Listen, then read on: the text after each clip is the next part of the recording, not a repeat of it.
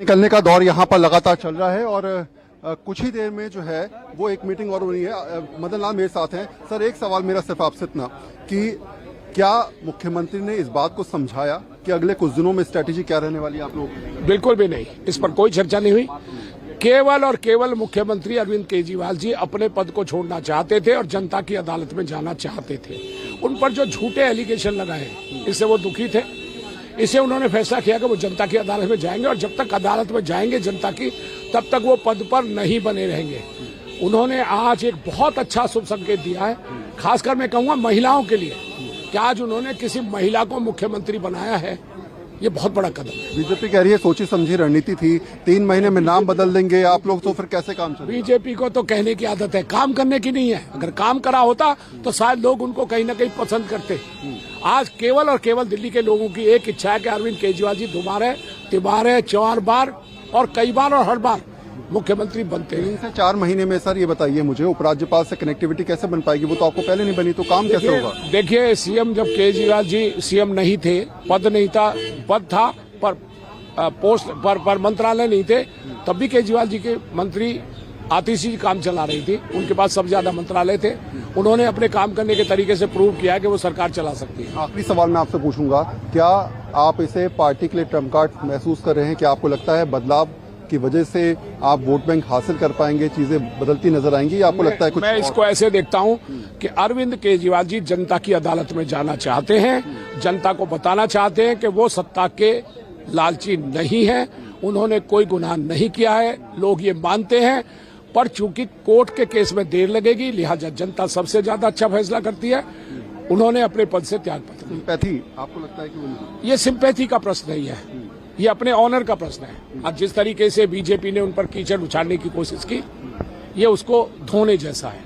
आप अगर जनता की अदालत में जा रहे हो तो आपका बहुत बड़ा दिल है, आपकी बहुत बड़ी ताकत है, आप में बहुत ज्यादा स्टेमिना है फेस करने का। किसी और सीएम में आज दिन तक ऐसी हिम्मत नहीं है कि वो ऐसा करके चला जाए। परसेप्शन बदलने की बात है। मदन लाल काफी सीनियर लीडर हैं, आम आदमी पार्टी के विधायक हैं, जानते हैं कि आखिर किस तरीके से चीजों को आगे लेके जाना है। और जो बात इन्होंने कही, अब मैं आपको उस रणनीति का थोड़ा सा हिस्सा समझाता हूं। अब क्या होने वाला है जरा ये समझिए। कल पीएससी की पॉलिटिकल अफेयर्स कमेटी की जो बैठक थी, उसमें भी इस बात को रखा गया था कि अब अरविंद केजरीवाल का रोल क्या कुछ रहेगा, किस तरीके से वो काम करेंगे और जो संवाद वो करेंगे वो क्या क्या रहने वाला है। पहला संवाद जो रहेगा वो भी समझ लीजिए। पहला संवाद ये रहेगा कि मैं वह व्यक्ति हूं जिसने कुर्सी की लालसा नहीं करी। मैं चाहता तो 6 महीने पहले जब मुझे जेल हुई थी तभी मैं कुर्सी छोड़ सकता था, मतलब मैं तब भी जो है वो अगर मुझे लालसा होती तो मैं अभी भी पद रख सकता था, और अगर मुझे इस्तीफा देना होता तो पहले भी दे सकता था। जनता की अदालत के बीच जाने की, जनता की अदालत के बीच कहीं ना कहीं समझाने की कोशिश यहाँ पर निकलते हुए नजर आए। यहाँ पर अगर आप देखेंगे तो लगातार विधायकों का आना जाना यहाँ पर चल रहा है। विधायक मीटिंग के बाद यहाँ पर निकलते हुए नजर भी आ रहे हैं। बहुत स्पष्ट है कि परिस्थितियाँ जो हैं वो समझाने के काफी हैं। सर, अभी के जो हालात हैं, मुझे लगता है कि शायद इस रणनीति के तहत आप लोगों के लिए आगे चुनाव में काम करना आसान होगा या फिर मुश्किल होगा, इस तरफ से? देखिए, चुनाव मुद्दा नहीं है। मुद्दा दिल्ली के लोग हैं, दिल्ली के लोगों का काम है। और माननीय मुख्यमंत्री जी ने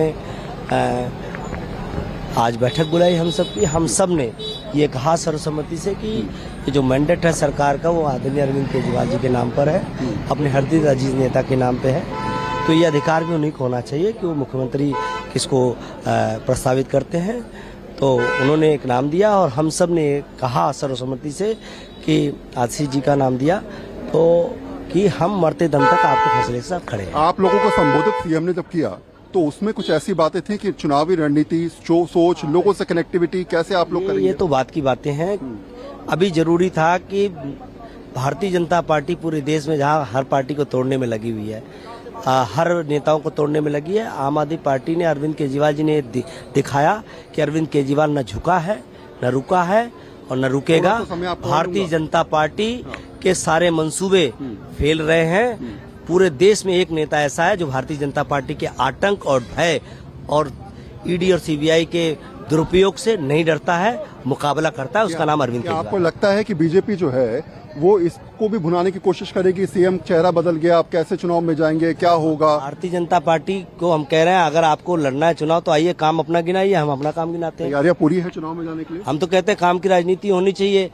बवाल की राजनीति को बंद होना चाहिए देश में। ये आम आदमी पार्टी का संदेश है अरविंद प्रश्न तो केजरीवाल फिर से का। रहेगा ना, वो जो एलजी वर्सेस सीएम का रहता है, जो फाइलें साइन नहीं होती, जनता वो सब परेशानी जानती कैसे है, पब्लिक है, ये सब जानती है, पूरा जवाब देती रही है और देगी। अरविंद केजरीवाल जी को बहुत प्यार करते हैं दिल्ली के लोग और इस बार 70-0 का होने जा रहा है। जितना आप सताओगे, जितना लोगों को परेशान करोगे, जितना दिल्ली के लोगों का काम रोकोगे, अपने नेता को जो जेल बंद किया गया उसका बदला लेने के लिए दिल्ली के लोग 70-0 का जवाब देने वाले भारत। जेल से अरविंद केजरीवाल जब बाहर निकले, आप तो बहुत पहले से पार्टी से जुड़े हुए हैं, जेल से अरविंद केजरीवाल इस बार जो तस्वीर आप देख रहे हैं उसमें कितना बदलाव? लोग कह रहे हैं कि बिल्कुल बदले हुए नजर आ रहे हैं, इस बार नई सोच के हिसाब से सोच रहे हैं, इस बार क्या कुछ कर रहे हैं किसी को नहीं पता। अरविंद केजरीवाल ना कभी बदले हैं ना बदलेंगे।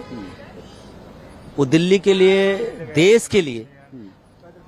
देश के लिए हमेशा समर्पित रहे हैं, हमेशा एक एक क्षण देश के लिए जीते रहे हैं और उनका हमेशा कहते रहे कि उनके शरीर का एक एक कतरा देश के लिए समर्पित है और वो समर्पण ही है कि आज वो दिखा रहा है कि उन्होंने मुख्यमंत्री के पद को जो है छोड़ दिया है। वरना भारतीय जनता पार्टी बहुत दबाव डाली कि बहुत वोट बैंक का भी हिस्सा होता है। कहने का काम है, भारतीय जनता पार्टी के हाथ से छीका टूट चुका है। भारतीय जनता पार्टी चाह रही थी कि जेल में बंद करके मजबूर करके अरविंद केजरीवाल जी से इस्तीफा लेंगे। अरविंद केजरीवाल ने कहा कि तुम्हारे हर जुल्म का जवाब मेरे पास है, चिंता मत करो। हमने वहां से सरकार चला के दिखाया, मॉडल बनाया पूरे देश में। वरना ये एक एक करके अगर इस रथ को हमने अरविंद केजरीवाल जी ने रोका होता तो हेमंत सोरेन जी का इस्तीफा लिया, आगे कर्नाटक के मुख्यमंत्री का इस्तीफा लेते, केरला के मुख्यमंत्री का इस्तीफा लेते और विपक्षी की सारी सरकार को गिरा देते। अरविंद केजरीवाल जी ने लीड किया, देश को रास्ता दिखाया कि हम तुम्हारे तानाशाही से नहीं डरते, नहीं झुकते, तुम्हारे जेल से नहीं डरते और ना टूटते हैं। देश में एक ही नेता है जो भारतीय जनता पार्टी के किसी भी आतंक से डरते नहीं है। क्या एजेंडा रहने वाला है वो आने वाले समय में आपको बताया जाएगा। आप भी दिल्ली के लोगों को बहुत बधाई, आतिश जी को बधाई। ये हम लोगों के लिए बहुत भावुक क्षण था कि अरविंद केजरीवाल के बिना, अपने नेता के बिना एक सरकार गठन करने जा रहे हैं। लेकिन हम सब जो अरविंद केजरीवाल जी का सपना है राम राज्य का, उसको दिल्ली में मजबूती से उनके मार्गदर्शन में हमने हमेशा लागू करने का काम करते रहे। बहुत बहुत धन्यवाद। यानी साफ है कि जो परिस्थितियां हैं उसके हिसाब से काम होगा, उसके हिसाब से चीजें होंगी, वही रणनीति रहने वाली है। मैंने पहले भी कहा कि अब अगले कुछ दिनों की जो स्ट्रेटेजी है वो आप समझिए, अरविंद केजरीवाल कैसे जनता के बीच जाएंगे और किन 5 पॉइंटों को रखेंगे। पहला पॉइंट जो रहेगा वो ये रहेगा कि मुझे कुर्सी की कोई लालसा नहीं है। अगर कुर्सी की लालसा होती तो मैं अभी तक मुख्यमंत्री बना रहता, मैं किसी और को कमान नहीं संभालने देता। दूसरी बड़ी सोच रहेगी कि हरियाणा, दिल्ली के चुनावों के बाद महाराष्ट्र और झारखंड के चुनावों पर फोकस। लेकिन क्या वाकई ये इतना आसान होगा? हरियाणा के बाद चुनाव होंगे उन तमाम